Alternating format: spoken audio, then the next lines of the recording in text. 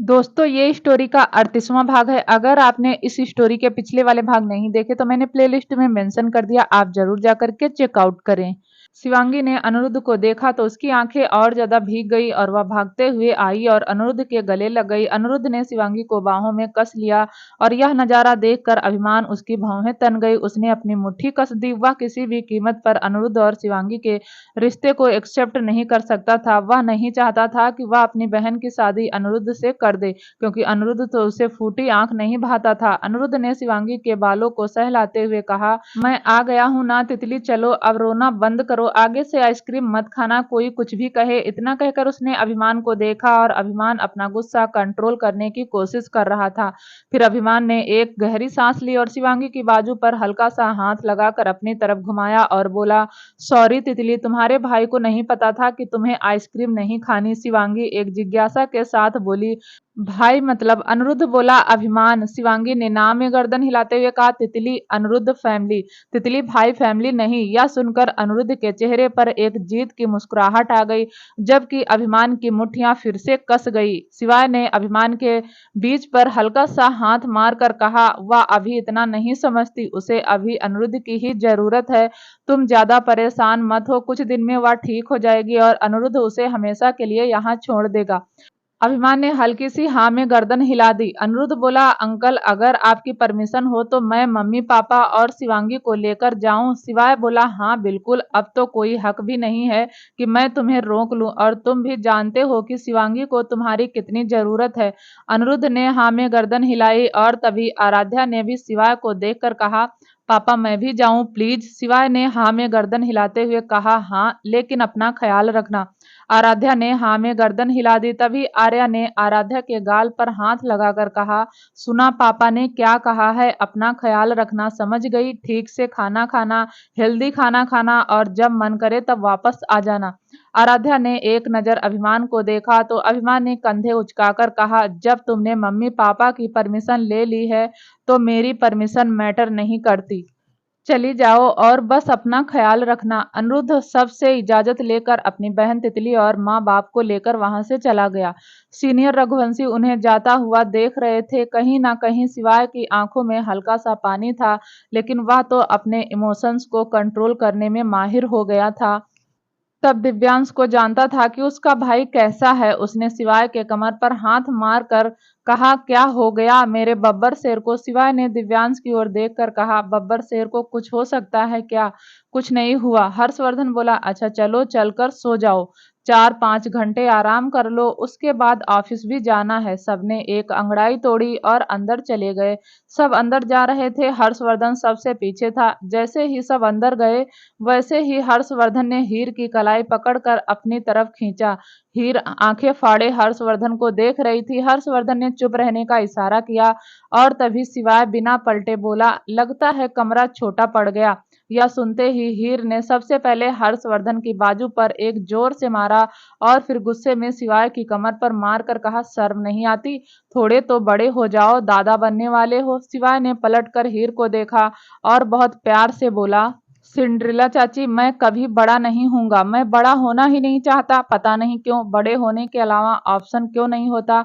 अगर कोई ऑप्शन होता तो ना मैं उसे कट कर देता, लेकिन बड़ा नहीं होता। और मैं अपने पोते के साथ बहुत खेलने वाला हूँ और मैं कोई उससे दादा नहीं कहलवाऊंगा, बल्कि वह मुझे सिवाय। इतना ही कहा था कि दिव्यांश ने हंसकर कहा, वह तो इसे छोटा भाई भेजेगा। यह सुनते ही सीनियर रघुवंशी जोर जोर से हंसने लगे।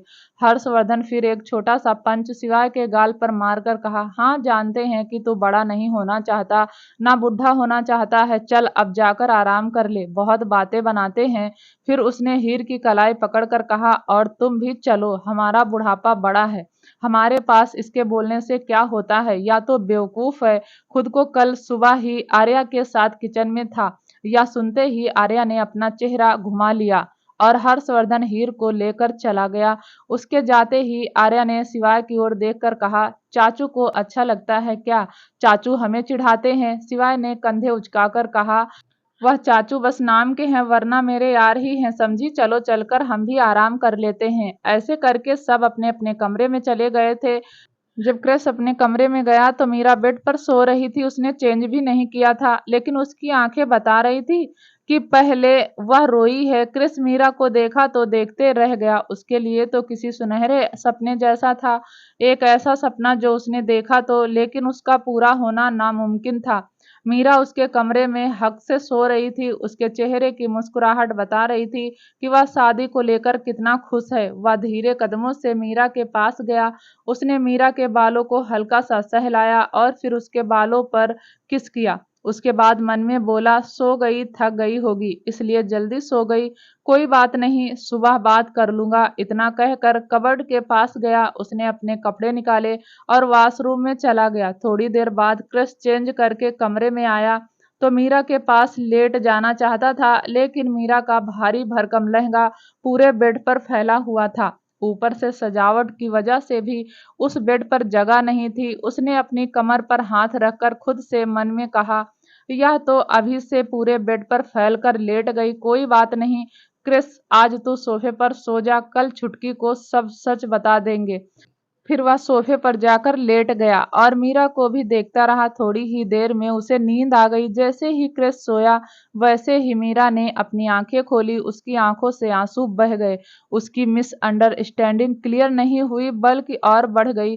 दूसरी तरफ अनिरुद्ध अपनी पूरी फैमिली के साथ घर आ गया था। यह अनिरुद्ध का पहला वाला फ्लैट था, मतलब कि डैनी और वंदना इसी फ्लैट में रहते थे। अनिरुद्ध ने सिवाय के दिए हुए फ्लैट में लेकर जाना चाहता था, लेकिन डैनी ने मना कर दिया। पांचों ही घर के अंदर दाखिल हुए। वंदना किचन में जाते हुए बोली, मेढक तू कुछ खाएगा? यह सुनकर अनिरुद्ध ने मुंह बना लिया और इतने में शिवांगी धीरे से बोली, अनिरुद्ध, मेढक कौन है? वंदना बोली, यही अनिरुद्ध, और कौन? शिवांगी ने हैरानी से अनिरुद्ध को देखा तो अनिरुद्ध कुछ बोल नहीं पाया। ना तो अपने माँ को कुछ कह सकता था और ना ही तितली को, लेकिन अब उसे ऐसा लग रहा था जैसे उसकी माँ और तितली मिलकर उसकी बैंड बजाएंगी। उसकी हालत देखकर डैनी और आराध्या को हंसी आ गई। डैनी ने आराध्या की तरफ देखकर कहा, बच्चा तू कुछ खाएगी? आराध्या ने गर्दन हिला दी। डैनी ने फिर वंदना से कहा, कोई कुछ नहीं खाएगा वंदना, चलो सो जाते हैं, 4-5 घंटे हम भी रेस्ट कर लेते हैं। वंदना बोली, हाँ ठीक है। थोड़ी देर बाद डैनी और वंदना अपने कमरे में चले गए। आराध्या और तितली एक कमरे में चले गए। जब अनिरुद्ध के लिए कोई जगह नहीं बची तो 2 BHK फ्लैट ही था, इसलिए अनिरुद्ध बाहर सोफे पर ही लेट गया। आराध्या और तितली बात करते रहे और आराध्या बात करते करते सो गई। प्रेगनेंसी की वजह से बहुत थक गई थी, इसलिए उसे जल्दी नींद आ गई। ऊपर से पूरी रात सोई भी नहीं थी, लेकिन शिवांगी उसे नींद नहीं आ रही थी, जबकि पूरी रात तो वह भी सोई नहीं थी। वह इधर उधर करवट लेटी रही। उसे तो अनिरुद्ध के पास सोने की आदत थी, शायद इसी वजह से उसे नींद नहीं आ रही थी। वह धीरे से उठी और बाहर गई। उसने देखा तो अनिरुद्ध सोफे पर सोया हुआ था। शिवांगी कुछ देर तक उसे देखती रही, फिर वह धीरे से अनिरुद्ध के ऊपर लेट गई। जैसे ही अनिरुद्ध ने अपने ऊपर भार महसूस किया तो उसने भी अपनी पकड़ कस दी। नींद में उसे याद ही नहीं रहा कि वह अपने फ्लैट में नहीं है। उसे भी लगा कि शायद शिवांगी नींद में उसके ऊपर आकर लेट गई। अनिरुद्ध बहुत नींद में था। उसने भी नींद में ही शिवांगी के बालों को सहलाया और शिवांगी अनिरुद्ध के सीने पर सिर रखकर आंखें बंद किए हुए धीरे धीरे नींद की आगोश में जाने लगी। थोड़ी ही देर में शिवांगी सो गई। वहीं अभिमान अपने कमरे को देख रहा था। उसे आज अपना कमरा बहुत खाली नजर आ रहा था। थोड़ी देर तक अभिमान बेचैनी से बेड पर करवट लेटा रहा। फिर उसने अपना फोन उठाया। उसने आराध्या की कुछ फोटोज देखी। उसके चेहरे पर एक मुस्कुराहट आई और फिर उसने अपनी आंखें बंद कर ली। थोड़ी ही देर में अभिमान सो गया। अगली सुबह जब उसकी आंख खुली तो उसकी नजर सबसे पहले बेड पर गई, जहां मीरा नहीं थी। क्रिस को थोड़ी हैरानी हुई। मीरा शायद सुबह उठकर ही तैयार होकर चली गई थी। क्रिस मुंह बनाकर खुद से ही बोला, ये छुटकी पागल तो नहीं है? पागल ही है, बेवकूफ लड़की। फिर से गुस्से में उठा और वॉशरूम में चला गया। जब तैयार होकर नीचे आया तो पूरी रघुवंशी फैमिली ब्रेकफास्ट कर रही थी। आज मीरा ने सबके लिए मीठा बनाया था, क्योंकि उसकी पहली रसोई थी। सिवाय ने क्रिस को देखा। उसका मुंह बना हुआ था। सिवाय बोला, क्या हुआ, इतना क्यों सड़ा हुआ मुंह बनाकर घूम रहा है? क्रिस ने कुछ नहीं कहा, अपनी बाजू फोल्ड की और कुर्सी खींचकर सबके साथ आकर बैठ गया। तभी हीर ने क्रिस के बालों में हाथ फेरा। कहा, क्या हुआ, थकान उतरी नहीं? उसने सिवाय की प्लेट में से एप्पल का एक स्लाइस उठाते हुए कहा, मैं कौन सा जंग तंग लड़के आया हूँ, जो थकावट होगी। इतना कहकर उसने सामने देखा, जहाँ मीरा चुपचाप नजर झुकाए सबको खाना परोस रही थी। कुछ देर तक क्रिस मीरा को ही देखता रहा। मीरा ने एक पिंक कलर की जाजट की हल्की सी साड़ी पहनी हुई थी, जिसमें वह बेहद खूबसूरत लग रही थी। मीरा को देखकर उसका गुस्सा छूमंतर हो गया, जबकि मीरा के चेहरे पर उदासी थी। उसके कानों में बार बार मंडप में कही हुई बात गूंज रही थी। और तभी सरगम बोली, मीरा थोड़ा सा हलवा क्रिस को भी दे दे। मीरा ने हाँ में गर्दन हिलाई और एक कटोरी में हलवा सर्व किया और फिर घूम कर क्रिस के पास गई। उसने तो क्रिस के सामने हलवे की कटोरी रख दी। क्रिस ने हलवा खाकर देखा तो उसके चेहरे की मुस्कुराहट थोड़ी और बड़ी हुई। क्रिस बोला, मीरा ने बनाया है। सबने एक साथ हाँ में गर्दन हिला दी। सब खाना खा रहे थे और तभी सरगम ने दृष्टि की ओर देखकर कहा, मैं जाऊं? दृष्टि ने हाँ में गर्दन हिला दी और बोली, हाँ तुम जाओ, अपना काम कर लो। तुम तो बहुत अच्छा काम कर रही हो, भगवान तुम्हें तरक्की दे। सरगम ने अपना बैग उठाया और तभी देव अपनी जगह पर खड़ा होकर बोला, चलो मैं छोड़ देता हूँ। सरगम ने देव को देखा और ना में गर्दन हिलाते हुए बोली, नहीं सर, मैं चली जाऊंगी। लेकिन देव सरगम की सुनने वाला नहीं था। उसने गाड़ी की चाबी उठाई और सरगम के पास आता हुआ बोला, जब तुम्हारे पास तुम्हारा पर्सनल ड्राइवर है तो तुम अकेले क्यों जाओगी? चलो। इतना कहकर देव ने सरगम की बाजू पकड़ी और उसे खींचता हुआ बाहर ले गया। यह नजारा पैंथर और पूर्वी दोनों देख रहे थे।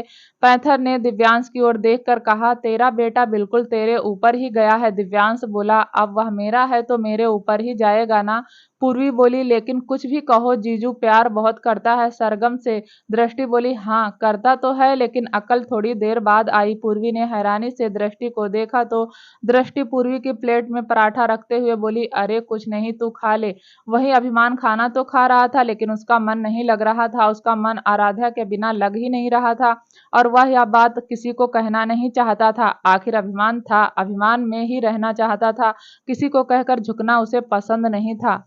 किसी को कहकर झुकना उसे पसंद नहीं था। थोड़ा बहुत खाकर अभिमान खड़ा हुआ और बोला, पापा मैं जा रहा हूँ, आप आराम से खाइए। शिवाय ने हाँ में गर्दन हिलाई और अभिमान वहां से चला गया। बाहर आते ही उसका मन और बेचैन होने लगा। अभिमान गाड़ी में बैठा और खुद से बोला, एक बार आराध्या के पास चला जाऊं, शिवांगी से मिलूंगा। अगले ही पल उसके दिमाग ने कहा, नहीं नहीं अभिमान, तुझे आराध्या की याद कैसे आ सकती है? चुपचाप ऑफिस जाओ। तभी उसके दिल ने कहा, अरे तेरी बीवी है, चल आ भी जाएगा तो कौन सी आफत आ जाएगी? और वैसे भी वह प्रेग्नेंट है, तुझे उसका ज्यादा ख्याल रखना चाहिए। अभिमान ने अपनी आंखें कसकर बंद कर ली और एक गहरी सांस लेकर बोला, और फिर गाड़ी स्टार्ट करके रघुवंशी इंडस्ट्रीज की ओर मोड़ दी। थोड़ी देर में अभिमान अपने केबिन में बैठा हुआ था। उसका आज काम में मन नहीं लग रहा था। दूसरी तरफ अनिरुद्ध और शिवांगी दोनों ही सोफे पर सो रहे थे। दुनियादारी से बेखबर दोनों ऐसे सो रहे थे जैसे अपने फ्लैट में सोते थे। शिवांगी को अनिरुद्ध के पास ही नींद आती थी। हालांकि अनिरुद्ध ने कई बार शिवांगी से डिस्टेंस मेंटेन करने की कोशिश की थी, लेकिन शिवांगी को अनिरुद्ध की आदत पड़ चुकी थी और अनिरुद्ध भी यह बात समझता था। थोड़ी देर बाद अनिरुद्ध ने धीरे से आंख खोली। उसने महसूस किया कि शिवांगी उसी के ऊपर है। उसने अपनी पकड़ थोड़ी सी कसी और शिवांगी के बालों को सहलाया। उसने थोड़ी और आंख खोली तो अपने सामने डैनी को खड़ा पाया। डैनी को देखकर अनिरुद्ध की थोड़ी खुली हुई आंख पूरी तरीके से खुल गई। अब उसे जाकर याद आया कि वह अपने फ्लैट में नहीं, अपने पापा के फ्लैट में है और शिवांगी उसके ऊपर लेटी हुई। अनिरुद्ध को समझ नहीं आ रहा था वह क्या कहे। वहीं डैनी ने हाथ बांधकर अनिरुद्ध को देखकर कहा था। अनिरुद्ध ने अटकती हुई आवाज में कहा, गुड गुड गुड मॉर्निंग पापा। डैनी ने भी बड़े प्यार से जवाब दिया, गुड गुड गुड मॉर्निंग बेटा। ऐसे ही लेटे रहोगे या उठोगे? अनिरुद्ध ने एक बार फिर से अपने सीने की तरफ देखा, जहां शिवांगी तो आराम से सोई हुई थी। अनिरुद्ध जैसे तैसे उठने की कोशिश कर रहा था, लेकिन जिस हिसाब से शिवांगी उसके ऊपर सोई हुई थी, वह ऐसे ही तो उठ नहीं सकता था। अनिरुद्ध बहुत स्ट्रगल कर रहा था कि वह कैसे भी करके शिवांगी के नीचे से निकल जाए, लेकिन सोफे पर इतना स्पेस नहीं था। अगर वह नीचे से निकलता तो सीधा जमीन पर गिरता। डैनी को अपने सामने खड़ा देखकर अनिरुद्ध की हालत खराब हो रही थी। उसके लिए तो एक तरफ कुआं एक तरफ खाई थी। अनिरुद्ध धीरे धीरे शिवांगी के नीचे से निकलने लगा और तभी धड़ाम से सोफे के नीचे गिर पड़ा। उसकी कमर में हल्की सी चोट लग गई, लेकिन उसने रिएक्ट नहीं किया और तभी शिवांगी थोड़ा सा कसमसाई। अनिरुद्ध जल्दी से उठा। उसने शिवांगी की कमर हल्का सा रब की और शिवांगी फिर से सो गई। अनिरुद्ध ने पैरों के पास रखी हुई चादर उठाई और शिवांगी को कवर कर दिया। और फिर डैनी की ओर देखकर बोला, पापा आप सुबह सुबह यहाँ? डैनी ने हाथ बांधकर कहा, सुबह हो रही है? दोपहर के 12 बज गए। अनिरुद्ध अटकती हुई आवाज में बोला, पापा आपके लिए चाय बना दूं? डैनी ने नामे गर्दन हिला दी और एक नजर शिवांगी को देखकर कहा, तितली तुम पर बहुत ट्रस्ट करती है। अनिरुद्ध ने हल्का सा मुस्कुराकर बालों में हाथ मार लिया और बोला, हाँ पापा। डैनी ने कहा, तो फिर शादी क्यों नहीं कर लेते? यह सुनते ही अनिरुद्ध की आंखें हैरानी से फैल गई। उसके पास कहने के लिए कुछ नहीं था। अनिरुद्ध किचन की ओर जाता हुआ बोला, पापा मैं चाय बनाता हूँ, बैठकर पीते हैं। इतना कहकर वह चाय बनाने लगा। डैनी ने हल्का सा झुककर तितली के बालों में हाथ फेरा और फिर किचन की ओर चला गया। अनिरुद्ध नहीं चाहता था कि डैनी किचन में उसके पास खड़ा रहे, लेकिन क्या करता, कब तक इस सवाल से भागता। थोड़ी देर में अनिरुद्ध ने 2 कप चाय बनाई और 1 कप डैनी की ओर बढ़ा दी। डैनी ने कप पकड़ा और बालकनी की तरफ जाता हुआ बोला, मेरे साथ आओ, बात करनी है तुमसे। अनिरुद्ध ने अपने हाथ में कप पकड़ा हुआ था और पैर पटक लिया। वह जितना इस बात को इग्नोर करता, सब इस बात को लेकर बैठ जाते। कितनी मुश्किल से तो उसने रघुवंशी ब्रदर्स को इग्नोर किया था और अब वह वही बात डैनी लेकर बैठ गया। अगले 5 मिनट में डैनी और अनिरुद्ध दोनों ही बालकनी में कुर्सी पर बैठे हुए थे। डैनी बोला, देखो अनिरुद्ध, घुमा फिरा कर बात करना मेरी फितरत में नहीं है। साफ साफ पूछता हूँ, तितली तुम्हें अच्छी लगती है या नहीं? देखो मैं जानता हूँ शिवांगी की हालत ठीक नहीं है। हो सकता है तुम इसीलिए तितली के साथ अपना रिश्ता नहीं बढ़ाना चाहते, क्योंकि वह फिजिकली इतनी फिट नहीं है, लेकिन ऐसा नहीं है कि हमेशा ऐसी रहेगी। और तभी अनिरुद्ध तपाक से बोला, नहीं पापा ऐसा कुछ नहीं है, वह ठीक हो जाएगी। फिजिकली भी आप नहीं जानते, बहुत कम टाइम में बहुत कुछ सीख गई है। घर का सारा काम कर लेती है, मैंने एक भी काम नहीं सिखाया। और आपको पता है, पास्ता तो बहुत टेस्टी बनाती है। उठ जाएगी ना तो मैं कह दूंगा कि सबके लिए पास्ता बना दे और आप खाकर बताना कि कैसा बना है। तितली में कोई कमी नहीं है, वह बहुत अच्छी है। शुरू में जब मेरे साथ रहती थी तो मुझे बहुत काम करना पड़ता था, वह कुछ समझती नहीं थी ना, लेकिन अब वह सब कुछ कर लेती है, बस अभी अपने दिल की बात ढंग से नहीं बता पाती। आप समझ रहे हैं ना? अनिरुद्ध अपनी ही धुन में बोले जा रहा था। डैनी हैरानी से अपने बेटे को देख रहा था। घुमा फिरा कर ही सही, लेकिन अनिरुद्ध ने अपने दिल की सारी बात अपने पापा को बता दी। डैनी के चेहरे पर एक मुस्कुराहट थी, जैसे चाय का एक सिप लिया और बोला, जब तुम किसी से इतना करीब हो तो शादी करने से मना क्यों करते हो? कोई प्रॉब्लम है तो मुझे बता दो। अनिरुद्ध कुछ नहीं बोला, लेकिन उसकी आंखें बता रही थी कि वह अपने पापा के सामने अपने प्यार का इजहार नहीं करना चाहता था। शायद कहीं ना कहीं उसके अंदर वंदना के गुण थे, जिस वजह से वो खुलकर बोल नहीं पा रहा था। डैनी ने एक बार फिर कहा, देखो अनिरुद्ध, अगर तुम तितली से शादी करोगे तो बता दो, वरना जितनी जल्दी हो सके तितली से दूरी बना लो। रघुवंशी परिवार अपनी बेटी के लिए किसी और लड़के को देख लेगा। इस बार अनिरुद्ध थोड़ा सा उदास होकर बोला, पापा वह मेरे अलावा किसी के साथ नहीं रहेगी, उसे किसी पर भरोसा नहीं है। डैनी बोला, वह तो मैं देख चुका हूँ, लेकिन तुम अपने दिल की बात तो बताओ मुझसे। कल भी सिवाय पूछ रहा था, मैं क्या जवाब दूं सिवाय को? इस बार अनिरुद्ध ने अपने दिल की बात बताते हुए कहा, पापा अभी तितली छोटी है, अभी शादी करना। यह सुनकर डैनी के चेहरे पर मुस्कुराहट आई और वह बोला, मतलब शादी तो तितली से ही करोगे ना? अनिरुद्ध ने हल्का सा मुस्कुराकर हाँ में गर्दन हिला दी। डैनी ने भी मुस्कुराकर अपने बेटे के गाल पर हाथ रखा, कहा, सच में तुम वंदना पर गए हो? दूसरी तरफ सरगम एक बड़े से ऑडिटोरी हॉल के बाहर खड़ी हुई थी। उसका आज कंपटीशन का फर्स्ट डे था। उसके साथ कुछ लड़कियां भी आई हुई थी, जिसके साथ सरगम को परफॉर्म करना था, लेकिन पूरा ऑडिटोरी हॉल खाली पड़ा हुआ था, सिवाय एक गार्ड के वहां कोई नहीं था। सरगम गार्ड के पास आकर बोली, भैया यहाँ तो कंपटीशन होने वाला था ना, कहीं हम गलत एड्रेस पर तो नहीं आ गए? गार्ड ने कहा, नहीं मैडम, कंपटीशन तो यही है, आप अंदर चली जाइए। सरगम ने कहा, लेकिन यहाँ तो कोई दिखाई नहीं दे रहा। गार्ड बोला, मैडम आप अंदर तो जाइए। सरगम ने हाँ में गर्दन हिलाई और उसके साथ लड़कियां भी उन सब लड़कियों को देखकर अंदर चली गई। अंदर भी सब कुछ खाली पड़ा हुआ था। सरगम को थोड़ी सी घबराहट भी हो रही थी। बेशक उसके और देव के बीच में काफी हद तक सब कुछ ठीक था, फिर भी वह देव से पैसा नहीं लेना चाहती थी और यहाँ के हालात देखकर लग नहीं रहा था कि यहाँ कोई कंपटीशन है। तभी वहां एक औरत आई और उसने सरगम को देखकर कहा, मैडम आप एक कमरे में चलिए, वहां चलकर इंतजार कीजिए। सरगम बोली, मैडम यहाँ तो कंपटीशन था लेकिन कोई दिखाई नहीं दे रहा। वह औरत बोली, मैम अंदर तो चलिए। सरगम और उसके साथ आई हुई लड़कियां उस मैडम को फॉलो करती हुई एक कमरे में चली गई। उस औरत ने सरगम से कहा, मैम आपको अकेले परफॉर्म करना होगा। यह सुनकर सरगम की आंखें हैरानी से फैल गई। वह बोली, लेकिन कंपटीशन में तो ऐसा कुछ नहीं लिखा था। उस औरत ने कहा, सॉरी मैम, लेकिन आपको अकेले ही परफॉर्म करना होगा। कंपटीशन के रूल्स में कुछ बदलाव हुए हैं।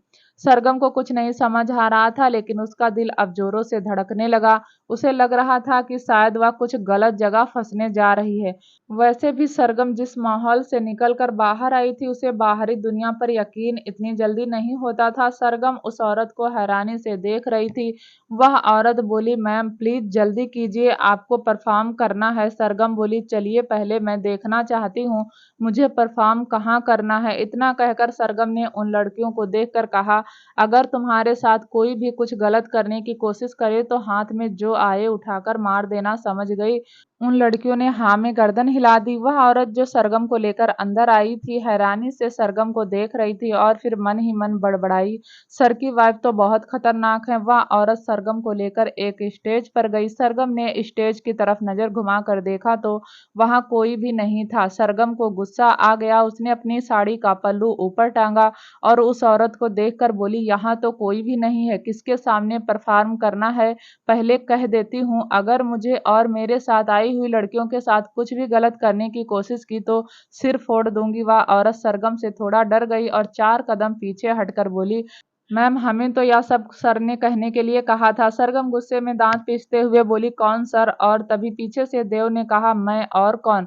सरगम ने पलटकर देव को देखा तो हैरान हो गई थी। उस औरत को जाने के लिए कह दिया। सरगम बोली, सर यह क्या कर रहे हैं आप? यह सब आपने किया है? देव सरगम के पास आया और उसके चेहरे से बालों को पीछे करते हुए बोला, मैंने क्या किया? सरगम बोली, मेरा कंपटीशन था, यह सब आपने किया ना? यहाँ कोई भी नहीं है। देव बोला, तुम परफॉर्म करो, तुम तो यहाँ परफॉर्म करने आई हो, बाकी कोई हो ना हो तुम्हें उससे फर्क नहीं पड़ना चाहिए। सरगम को गुस्सा आ गया। वह दांत पीसते हुए बोली, सर बहुत हो गया, बहुत मुश्किल से मैंने कथक सीखा है और अब आपने ही सब खराब कर दिया। देव बोला, अरे यार मैंने क्या कर दिया, तुम एक बात बताओ। अब मैं भी थोड़ी यह चाहता हूँ कि मेरी बीवी सबके सामने नाचे। मैं बस यह चाहता हूँ मेरी बीवी मेरे सामने नाचे, तो चलो तुम डांस करो, मैं तुम्हें सीधा प्राइस दे दूंगा। सरगम ने गुस्से में देव को देखा और वहां से जाने लगी। तभी देव ने उसकी बाजू पकड़कर अपनी तरफ घुमाया और बोला, मेरी बात सुनो सरगम, मैं नहीं चाहता रघुवंशी खानदान की बहू ऐसे स्टेज पर परफॉर्म करे, तो मैं सीधा मना करता हूँ।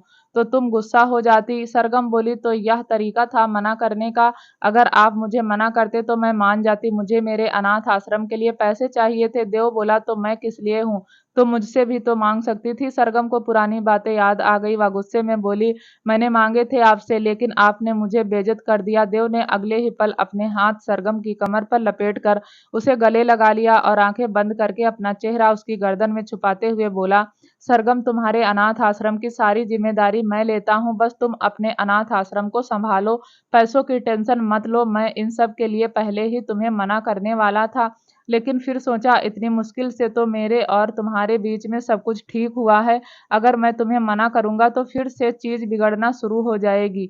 सरगम कुछ नहीं बोली थी। देव ने सरगम के गाल पर किस करके कहा, डांस करोगी? सरगम हैरानी से देव को देख रही थी। इतने में देव ने चिल्लाते हुए कहा, एक डांस का म्यूजिक लगाओ। जैसे ही देव ने यह बात बोली, वैसे ही वहां एक सॉफ्ट म्यूजिक चलने लगा। देव ने अपना एक हाथ सरगम की ओर बढ़ाया। इस बार सरगम ने अपना हाथ देव के हाथ पर रख दिया और वह दोनों कपल डांस करने लगे। सरगम को आज बहुत अच्छा लग रहा था। वैसे भी उसका मन किसी कंपटीशन में पार्टिसिपेट करने का नहीं था। वह तो बस कुछ भी करके अनाथ आश्रम के लिए पैसा इकट्ठा करना चाहती थी और अब देव ने सरगम की सारी टेंशन दूर कर दी थी। थोड़ी देर तक दोनों ऐसे ही डांस करते रहे। धीरे धीरे सरगम ने देव के सीने पर सिर रख लिया और देव ने अपने दोनों हाथ सरगम की कमर पर लपेट कर आंखें बंद कर ली। थोड़ी देर बाद देव ने सरगम के कान में धीरे से कहा, सरगम कहीं घूमने चले? सरगम कुछ नहीं बोली, उसने बस हल्की सी हाँ में गर्दन हिलाते हुए अपनी पकड़ कसते हुए कहा, कुछ दिनों के लिए तुम्हारा अनाथ आश्रम युग देख लेगा, चलोगी ना? सरगम ने एक बार फिर हाँ में गर्दन हिला दी और अगले ही पल देव ने चेहरा नीचे करके सरगम के होठों पर अपने प्यार की छाप छोड़ने लगा। दूसरी तरफ क्रिस अपने केबिन में चक्कर लगा रहा था। शाम के करीब 5 बजे क्रिस ने गाड़ी मीरा के कॉलेज के बाहर रोकी। मीरा ने भी आज कोई लेक्चर अटेंड नहीं किया था। पूरा दिन कैंटीन में अपने फ्रेंड के साथ बैठी रही। कभी ग्राउंड में उसका मन पूरी तरीके से खराब हो चुका था। ऐसा नहीं था कि वह क्रिस से प्यार करती थी, लेकिन यह तो कभी नहीं सोचा था कि क्रिस उसे मंडप में यह सारी बातें ही बोल देगा। वह बहुत उदास थी और कहीं न कहीं क्रिस यह बात जानता भी था। शायद इसीलिए अपनी और उसकी मिसअंडरस्टैंडिंग के लिए क्लियर करने आया था। क्रिस गाड़ी से बाहर निकलकर खड़ा हो गया। मीरा का कॉलेज से निकलने का वेट कर रहा था। धीरे-धीरे कॉलेज से लड़कियां निकलने लगी और लगभग हर लड़की क्रिस को देख रही थी, लेकिन क्रिस का पूरा ध्यान मीरा को ढूंढने में ही था और आखिरकार उसका इंतजार खत्म हुआ। मीरा पपीता जैसा मुंह बनाकर कॉलेज से बाहर आई। क्रिस ने मीरा को देखा तो उसकी जान में जान आ गई।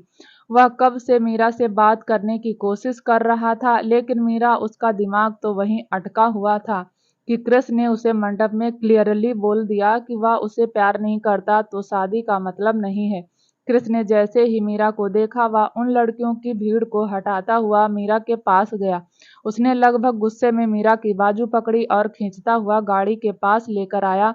मीरा गाड़ी के पास आई तो उसने अपना हाथ झटकते हुए कहा, मिस्टर रघुवंशी, यह क्या बदतमीजी है? क्रिस ने अपनी एक आईब्रो चढ़ाकर गुस्से में कहा, छुटकी, सुबह से ना रिप्लाई कर रही हो, ना ढंग से बात कर रही हो, भूल गई क्या अभी हमारी शादी हुई है? मीरा की आंखों में हल्का सा पानी था। वह भी गुस्सा करते हुए बोली, नहीं भूली, और वह भी नहीं भूल सकती जो आपने मुझे मंडप में कहा था। तभी वहां कुछ कॉलेज के लड़के आए और मीरा को देखकर बोले, मीरा, यह तुम्हें परेशान कर रहा है? मीरा ने पलटकर उन लड़कों को देखा और बोली, पति है मेरा, निकलो यहाँ से। क्रिस ने मीरा को देखा तो उसके चेहरे पर मुस्कुराहट आ गई। पहली बार मीरा ने शायद किसी को कॉन्फिडेंस के साथ आंसर दिया था, वरना तो शांत ही रहती थी। क्रिस मीरा की बाजू पकड़ी और उसे गाड़ी में बैठा दिया और खुद ड्राइविंग सीट पर बैठ गया और अगले ही पल गाड़ी हवा से बातें करने लगी। मीरा खिड़की के बाहर देख रही थी, फिर कुछ सोचकर उसने अपना चेहरा घुमाया और क्रिस की ओर देखकर बोली, आपको बड़े पापा को बता देना चाहिए कि आप बानी से प्यार करते हैं। क्रिस बोला, और अगर ना बताऊं तो? मीरा अपने दर्द को कंट्रोल करते हुए बोली, ऐसे तो आपकी, मेरी, बानी, तीनों की जिंदगी खराब हो जाएगी। आप पापा को बताएंगे तो पापा समझ जाएंगे। वैसे भी तो आपकी शादी बानी से ही होने वाली थी।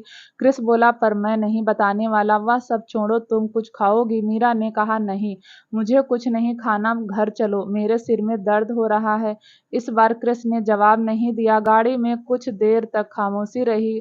थोड़ी देर बाद मीरा ने अपने आंसू कंट्रोल किए और फिर से क्रिस को देखकर बोली, मिस्टर रघुवंशी, आप समझते क्यों नहीं? आप एक बार घर पर बात तो कीजिए। अगर आप नहीं करना चाहते तो मैं सरगम दीदी को बता देती हूँ। क्रिस ने मीरा की बातों को इग्नोर किया और एक रेस्टोरेंट के बाहर गाड़ी रोकी।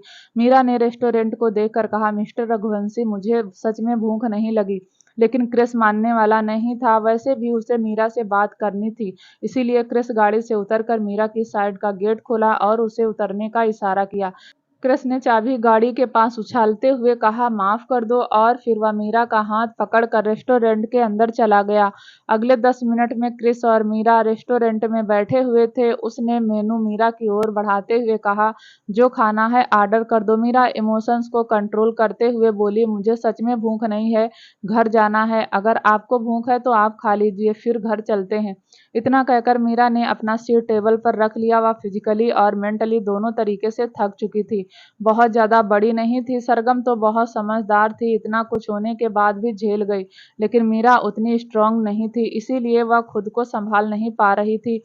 क्रिस अपनी जगह से खड़ा हुआ और मीरा के पास आकर उसके चेहरे पर हाथ लगाकर बोला, मीरा, जैसा तुम सोच रही हो वैसा कुछ नहीं है। लेकिन अचानक ही क्रिस की आंखें हैरानी से फैल गई। उसने महसूस किया कि जैसे मीरा का बदन तप रहा हो। मीरा को बुखार हो गया था। उसने अपने हाथ से मीरा के गले को छुआ। मीरा सच में बहुत गर्म थी। क्रिस को अब मीरा पर गुस्सा आ रहा था, क्योंकि उसने सोच सोच कर अपना दिमाग खराब कर लिया, जिस वजह से उसे बुखार हो गया। क्रिस ने एक वेटर को देखकर कहा, जल्दी से सूप लेकर आओ। थोड़ी देर में वेटर सूप लेकर आ गया तो क्रिस ने मीरा के गाल पर हाथ लगाकर कहा, थोड़ा उठो, जूस पी लो। मीरा ने ना में गर्दन हिला दी और अपना चेहरा दूसरी ओर घुमा लिया। क्रिस इस बार थोड़ा सख्ती से कहा, अगर तुम ठीक से बैठकर सूप नहीं पियोगी तो मैं यहाँ सबके सामने तुम्हें जबरदस्ती सूप पिला लूंगा। मीरा उठ गई। उसने अपनी कमर चेयर पर लगा ली और सूप का बाउल अपनी तरफ खींच लिया। लेकिन मीरा के तो हाथ भी ढंग से काम नहीं कर रहे थे। उसे बहुत कमजोरी हो रही थी। बात यह भी थी कि मीरा ने कल से कुछ भी नहीं खाया था। सुबह भी सरगम के जाने के बाद उसने फैमिली को दिखाने के लिए एक ब्रेड खा लिया और कॉलेज आ गई। उसका कुछ खाने का मन नहीं था। क्रिस को भी नहीं पता था कि मीरा को यह बात इतनी हर्ट कर जाएगी कि वह अपनी तबीयत खराब कर लेगी।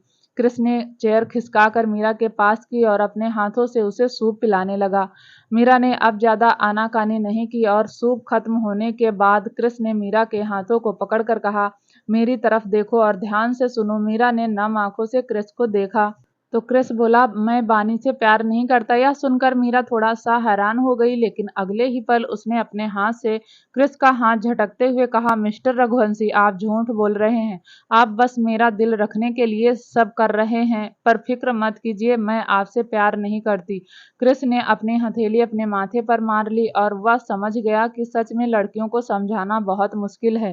क्रिस ने मीरा की बाजू पकड़ी और उसे उठाते हुए कहा, चलो घर चलते हैं, घर चलकर बात करेंगे। मीरा चुपचाप क्रिस के साथ रेस्टोरेंट से बाहर आ गई। अगले 1 घंटे में मीरा अपने कमरे में थी। क्रिस ने मीरा को ठीक से लेटा दिया और उसे ब्लैंकेट से कवर किया और फिर अवनीत को कॉल किया। अवनीत ने फोन पर ही कुछ मेडिसिन के नाम बता दिए। क्रिस कमरे से बाहर गया। उसने एक सर्वेंट को देखकर एक पेपर थमाते हुए कहा, यह कुछ मेडिसिन है, लाकर दो। वह सर्वेंट सिर झुकाकर पेपर लेकर चला गया। क्रिस वापस से कमरे में आया तो मीरा आंखें बंद किए हुए लेटी हुई थी। क्रिस अब मीरा के पास ही लेट गया। उसने मीरा को कमर से पकड़कर खुद से सटाया तो मीरा उसकी आंखों में देखने लगी। क्रिस मीरा के चेहरे पर आए हुए बालों को पीछे करते हुए बोला, मेरी बात सुनो और ध्यान से सुनो। मैं बानी से प्यार नहीं करता और यह मैं तुम्हारा दिल रखने के लिए नहीं बोल रहा। मुझे लगा मेरी शादी बानी से हो रही है और यह बात मैं बानी को बोल रहा था कि मैं उससे प्यार नहीं करता। मीरा का चेहरा बता रहा था कि उसे क्रिस की बातों पर यकीन नहीं है। क्रिस ने मीरा के जबड़े को अपने हाथ से पकड़कर अपनी तरफ घुमाया और बोला, मैं झूठ नहीं बोल रहा। मुझे क्या पता कि तुम मंडप में बैठी हो। मुझे तो लगा बानी मंडप में बैठी है।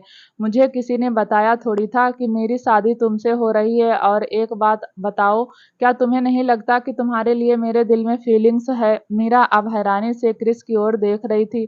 क्रिस ने मीरा का चेहरा छोड़ दिया और उसकी गर्दन में अपना चेहरा छुपा लिया और फिर आंखें बंद करके बोला, तुम्हें मैंने क्लब भी इसीलिए बुलाया था ताकि अपने दिल की बात बता सकूं, लेकिन तुम तो दारू पीकर टल्ली हो गई थी। यह सुनकर मीरा के चेहरे पर हल्की सी मुस्कुराहट आई, लेकिन फिर उसने क्रिस के सीने पर हाथ रखकर उसे खुद से दूर करके कहा, आप झूठ बोल रहे हैं ना मिस्टर रघुवंशी? भला आप मुझे प्यार क्यों करेंगे? कहाँ आप, कहाँ मैं? क्रिस के चेहरे पर एक मीठी सी मुस्कुराहट आई। उसने मीरा के गाल पर हाथ लगाकर कहा, यहाँ तुम और यहाँ मैं, एक ही बेड है और अब हमें यहीं रहना है। मीरा अब भी हैरानी से क्रिस को देख रही थी। फिर उसने सवाल किया, सच में मिस्टर रघुवंशी आप वह सारी बातें बानी को बोल रहे थे? क्रिस ने हाँ में गर्दन हिला दी। क्रिस ने अगले ही पल मीरा का सिर अपने सीने से लगाया और उसके बालों को सहलाता हुआ बोला, छुटकी, तुमने अपनी तबीयत खराब कर ली। मुझसे सीधा सीधा बात भी तो कर सकती थी। चलो थोड़ी देर में मेडिसिन आ जाएगी, मैं तुम्हें दे दूंगा, फिर सो जाना और ज्यादा सोचो मत, अपनी पढ़ाई पर कॉन्सेंट्रेट करो। वैसे तुम्हें एक बात कहूँ, मुझे खुद नहीं पता चला कि मैं तुमसे प्यार कब करने लगा। जब महसूस किया तो इस बात का डर लगने लगा कि मैं तुमसे 8 साल बड़ा हूँ, इसीलिए घर में किसी को बता नहीं पाया। जब बताना चाहता था तब पापा ने शादी फिक्स कर दी, उसके बाद भी खुलकर नहीं बता पाया। क्रिस अपने में ही बोले जा रहा था, तभी उसने अपने सीने पर गर्म सांस महसूस की। मीरा सो चुकी थी। क्रिस मीरा को ठीक से साइड में लिटा दिया और खुद उठ गया। क्रिस मीरा को देखकर बोला, छुटकी कहीं की, इसके दिमाग में पता नहीं क्या क्या सोचती है। दूसरी तरफ अभिमान मेंशन के लिए निकल गया था। वह गाड़ी ड्राइव कर रहा था, लेकिन उसका मन मेंशन जाने का नहीं था। कहीं ना कहीं उसका दिल शिवांगी और आराध्या में अटका हुआ था। अभिमान ने जब से शिवांगी को देखा था उसके मन में शिवांगी को लेकर एक अजीब सी इनसिक्योरिटी पैदा हो गई थी। ऐसा क्यों था उसे भी नहीं पता था। शिवांगी के अलावा भी उसके बहुत भाई बहन थे, लेकिन जितना प्यार वह शिवांगी से करता था शायद किसी और से नहीं। शायद बचपन की कुछ यादें हैं जो आज भी अभिमान के जहन में घूमती थी। उसे याद था कि जब शिवांगी छोटी थी तो वह शिवांगी को गोद में उठाकर पूरे गार्डन में घूमता था। उसे याद था कि वह शिवांगी के साथ तब तक खेलता था जब तक वह थक नहीं जाती थी। कितनी बार वीरा ने अभिमान को शिवांगी के पास ही सुला दिया था और शायद यही रीजन था कि आज भी अभिमान का प्यार वैसा का वैसा ही था जैसा 20 साल पहले शिवांगी के साथ था। अभिमान को याद था कि जब शिवांगी ने बोलना शुरू किया था तो सबसे पहले पहले अभी अभी कहना शुरू किया था, और अभिमान शिवांगी के मुंह से अभी सुनकर पूरे घर में खुश होकर बताता था, जैसे वह सबको चिढ़ा रहा हो कि शिवांगी ने तो पहले उसका नाम लिया। सारे भाई शिवांगी से प्यार करते थे, लेकिन अभिमान का प्यार थोड़ा सा शिवांगी के लिए ज्यादा था। यही सब सोचता सोचता अभिमान कब अनिरुद्ध के फ्लैट के पास पहुंच गया उसे पता ही नहीं चला। अभिमान ने गाड़ी अनिरुद्ध के फ्लैट के बाहर रोकी, लेकिन गाड़ी से उतरने की हिम्मत उसके अंदर नहीं थी। वह बैठे बैठे यही सोच रहा था कि वह अंदर जाकर क्या करेगा, कि वह एक बार शिवांगी को देखना चाहता है, एक बार शिवांगी के मुंह से अभी सुनना चाहता है, एक बार अपनी बहन के पास बैठकर पुरानी यादें ताजा करना चाहता है।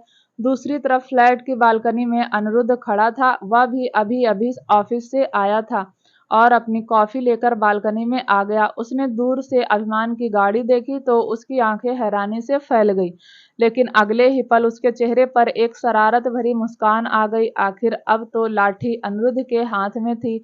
वह जैसे चाहता अभिमान को नचा सकता था। अनिरुद्ध ने कॉफी का एक सिप लिया और खुद में ही बड़बड़ाया, तो मिस्टर अभिमान रघुवंशी ऊंट पहाड़ के नीचे आ ही गया। अभिमान अनिरुद्ध के फ्लैट के बाहर खड़ा हुआ था, लेकिन बेल बजाने की हिम्मत उसके अंदर नहीं थी। पिछली बार तो शिवाय और आर्या ने उसे भेज दिया था, लेकिन आज वह खुद आया था। उसे कहीं ना कहीं लग रहा था कि सब उसका मजाक बनाएंगे। यह सब करना अभिमान की पर्सनालिटी को सूट नहीं करता था। अभिमान कुछ सोचकर अपना एक हाथ बेल बजाने के लिए उठाया, लेकिन उससे पहले ही अनिरुद्ध ने दरवाजा खोल दिया। अनिरुद्ध को सामने देखकर अभिमान को हल्का गुस्सा आ गया। वह तो शिवांगी से मिलने आया था, लेकिन सबसे पहले दर्शन अनिरुद्ध के हो गए। अनिरुद्ध ने सीटी बजाते हुए पहले अभिमान को छेड़ा और उसके बाद बोला, अरे जीजा जी, आप यहाँ आइए ना। अभिमान ने एक किलर लुक अनिरुद्ध को दिया। अनिरुद्ध ने मुस्कुराकर कहा, क्या हुआ, मेरा जीजा जी कहना पसंद नहीं आया? अभिमान ने रिएक्ट नहीं किया और चुपचाप अंदर आ गया। अंदर जाकर उसने देखा तो सब सिटिंग एरिया में बैठे हुए थे और कुछ खा रहे थे। अभिमान ने सबसे पहले शिवांगी को देखा, जो आराध्या के पास बैठकर खा रही थी। देखकर ही पता चल रहा था कि अनिरुद्ध की फैमिली शिवांगी का कितना ध्यान रखती है। उसके दो रीजन थे, एक तो वह रघुवंशी फैमिली की बेटी थी और दूसरा वह बीमार थी। डैनी ने जैसे ही अभिमान को देखा उसके चेहरे पर मुस्कुराहट आ गई। वह अपनी जगह से खड़ा हुआ और अभिमान का वेलकम करते हुए बोला, आओ बेटा। आराध्या और शिवांगी की नजर भी अभिमान पर गई। आराध्या के चेहरे पर थोड़ी सी मुस्कान आई। अभिमान भी आकर उसके पास बैठ गया। डैनी ने अनिरुद्ध की तरफ देखकर कहा, पानी लेकर आओ। अनिरुद्ध के चेहरे पर एक बड़ी सी मुस्कुराहट थी। वह भी किचन में गया और अपने जीजा जी के लिए पानी लेकर आया। उसने ट्रे अभिमान की ओर बढ़ाई और बहुत प्यार से बोला, लीजिए जीजा जी। अभिमान ने पानी का गिलास उठा लिया। अनिरुद्ध अभिमान के बिल्कुल पास में बैठा था और धीरे से बड़बड़ाया, पी लीजिए, क्या पता आगे से आपको मुझे पानी पिलाना पड़े। यह सुनते ही अभिमान को खांसी आ गई और उसका सारा पानी बाहर आ गया। अनिरुद्ध को हंसी आ गई, लेकिन वह हंसा नहीं। जबकि आराध्या जल्दी से अपनी जगह से उठकर अभिमान के पास आई और उसकी कमर को रब करती हुई बोली, अभिमान, आराम से, इतनी जल्दी क्या है, आराम से भी तो पानी पी सकते हो, देखा ना खांसी आ गई। अनिरुद्ध के चेहरे पर स्माइल देखकर आराध्या ने अनिरुद्ध को भी डांटते हुए कहा, भाई यह क्या बदतमीजी है, उन्हें खांसी आ गई और तुम हंस रहे हो। फिर उसने अपने पापा को देखा और बोली, देख लो पापा, भाई कैसे अभिमान का मजाक बना रहे हैं। डैनी ने गुस्से में अनिरुद्ध को देखा तो अनिरुद्ध शांत हो गया, लेकिन फिर भी गर्दन नीचे करके हंस रहा था। अभिमान खांस रहा था, लेकिन देख अनिरुद्ध को ही रहा था। उसकी आंखें बता रही थी कि उसे कुछ भी करके शिवांगी को अनिरुद्ध से बचाना था। वो शिवांगी की शादी अनिरुद्ध से नहीं करता। थोड़ी देर बाद अभिमान ठीक हुआ तो आराध्या अभिमान को आंखों में देख कर बोली, दूसरा पानी लेकर आऊं? अभिमान बोला, नहीं मैं ठीक हूँ। आराध्या वहीं अभिमान के पास बैठ गई। डैनी ने अभिमान को देखकर कहा, बेटा आराध्या को लेने आए हो? अभिमान बोला, नहीं, आराध्या का जितना मन है वह रह सकती है। यहाँ से गुजर रहा था तो सोचा अपनी बहन से भी मिल लूं। और तभी अनिरुद्ध बोला, लेकिन यहाँ से तो रघुवंशी मेंशन का रास्ता पड़ता नहीं, तो आप यहाँ से कहाँ से जा रहे थे? अभिमान ने गुस्से में अनिरुद्ध को देखा तो अनिरुद्ध अपना सवाल बदलते हुए बोला, नहीं, मेरे कहने का मतलब है मेंशन और मेरा फ्लैट तो अपोजिट पड़ते हैं ना, तो शायद आप कहीं और ही जा रहे होंगे। अभिमान ने एक एक शब्द को चबाते हुए बोला, मैं फैक्ट्री जा रहा था। फैक्ट्री तो रास्ते में ही पड़ती है ना? अनिरुद्ध ने इस बार हल्का सा मुस्कुराकर हाँ में गर्दन हिला दी। अभिमान उठकर शिवांगी के पास आकर बैठ गया। शिवांगी थोड़ा सा अनकंफर्टेबल हो गई और उसने नम आंखों से अनिरुद्ध को देखा।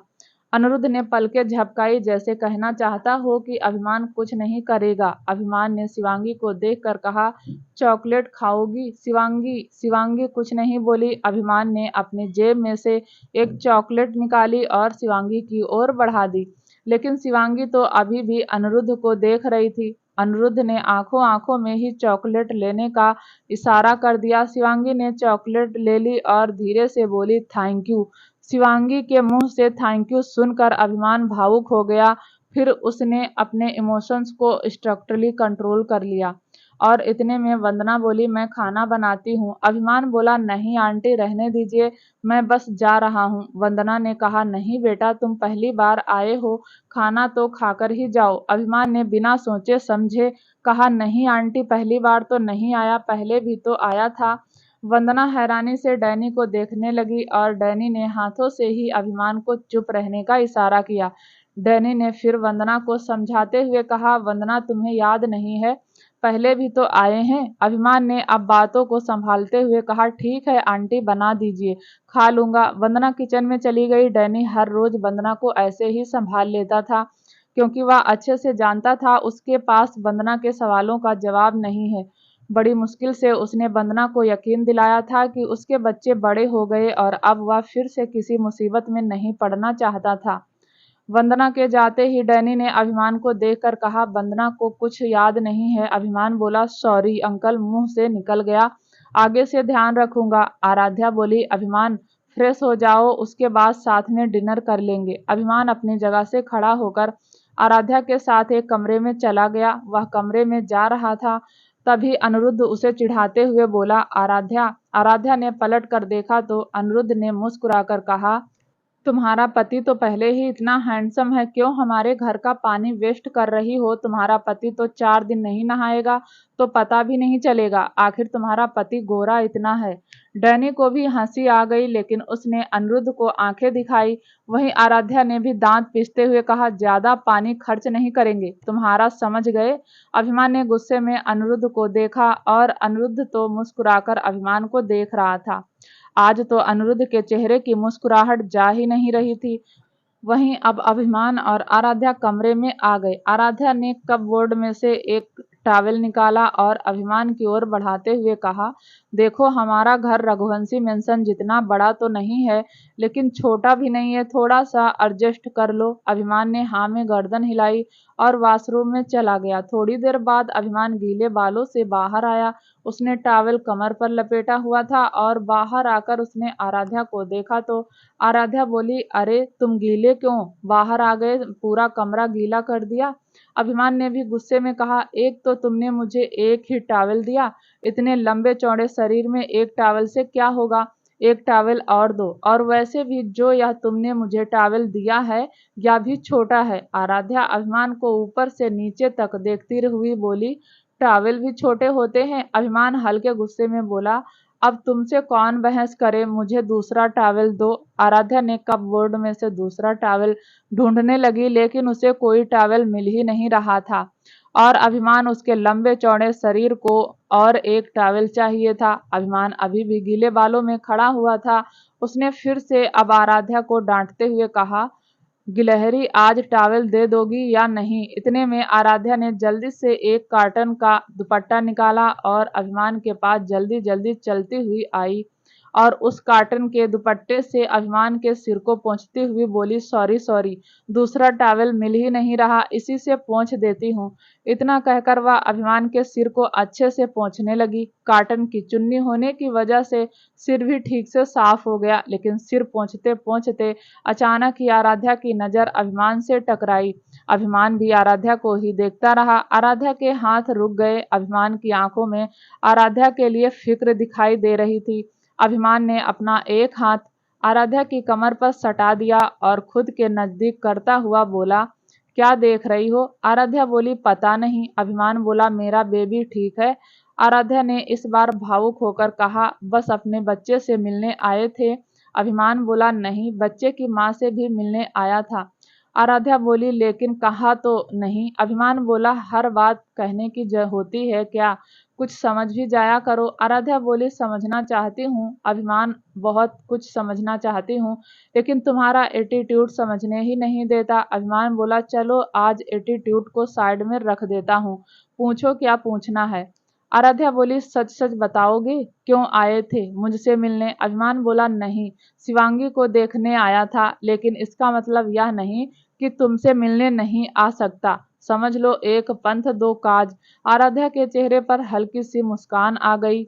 अगले ही पल अभिमान ने अपना माथा आराध्या के माथे से जोड़ दिया। दोनों ने अपनी आंखें बंद कर ली। दोनों ही कुछ नहीं बोले, बस एक दूसरे की सांसों को महसूस कर रहे थे। अभिमान में इतना अभिमान था कि वह अपने प्यार का इजहार नहीं करता, और आराध्या, वह अभिमान के सामने झुकना नहीं चाहती थी। फिर तो एक ही बात थी, लेकिन एक दूसरे के कहने का इंतजार कर रहे थे। और तभी बाहर से अनिरुद्ध अंदर आया। जैसे उसने अभिमान और आराध्या को एक दूसरे के करीब देखा, वैसे ही पलट गया और बोला, अगर तुम दोनों की बात हो गई हो तो मैं रुकूं या फिर चला जाऊं? अनिरुद्ध की आवाज सुनकर अभिमान और आराध्या अपने होश में आए और फिर दोनों ही एक दूसरे से अलग हो गए। आराध्या बोली, नहीं नहीं, आ जाओ। अनिरुद्ध पलटा और उसके हाथ में एक पैकेट था। उसने वह पैकेट आराध्या की ओर बढ़ाते हुए कहा, यह लीजिए, जीजा जी को लोअर टी शर्ट दे दीजिए, अभी खरीद कर लाया हूँ। लेकिन कह देना जीजा जी से कि ब्रांडेड नहीं है, अपनी जेब के हिसाब से लाया हूँ। आराध्या बोली, कैसी बातें करते हैं भैया, अभिमान अब बदल गए हैं। यह सुनते ही अनिरुद्ध ने एक आईब्रो चढ़ाकर अभिमान को देखा और अभिमान अभी भी गुस्से में अनिरुद्ध को देख रहा था।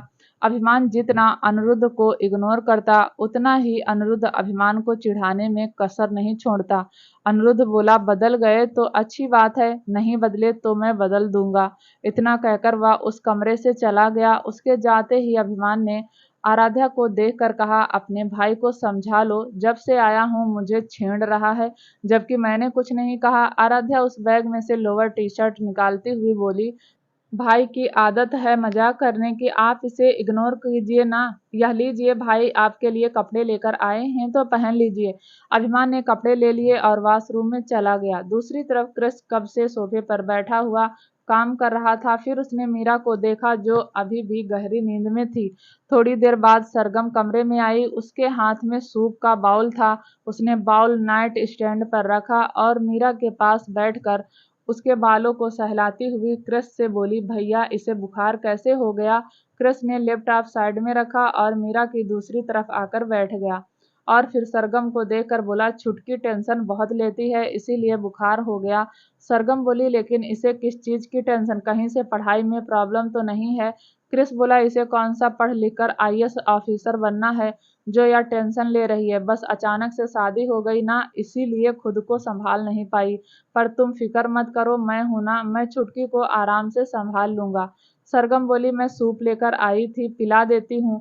सरगम कुछ रिएक्ट करती उससे पहले ही क्रिस बोला, रहने दो सरगम, मैं पिला दूंगा। तुम जाओ, देव का ख्याल रखो। वैसे भी बहुत मुश्किल से तुम्हारे और उसके बीच सब कुछ ठीक हुआ है, तो जाओ अपने रिश्ते को एंजॉय करो और मुझे मेरा रिश्ता एंजॉय करने दो। इतना कहकर उसने झुककर मीरा के बालों को चूमा और यह नज़ारा देखकर सरगम को तसल्ली हो गई कि उसकी बहन की शादी सही इंसान से हुई है। क्या होगा आगे जानने के लिए प्लीज़ दोस्तों चैनल को लाइक शेयर सब्सक्राइब जरूर करें, ताकि जब भी वीडियो डालें आपको नोटिफिकेशन तुरंत मिले। तब तक के लिए नमस्कार, धन्यवाद।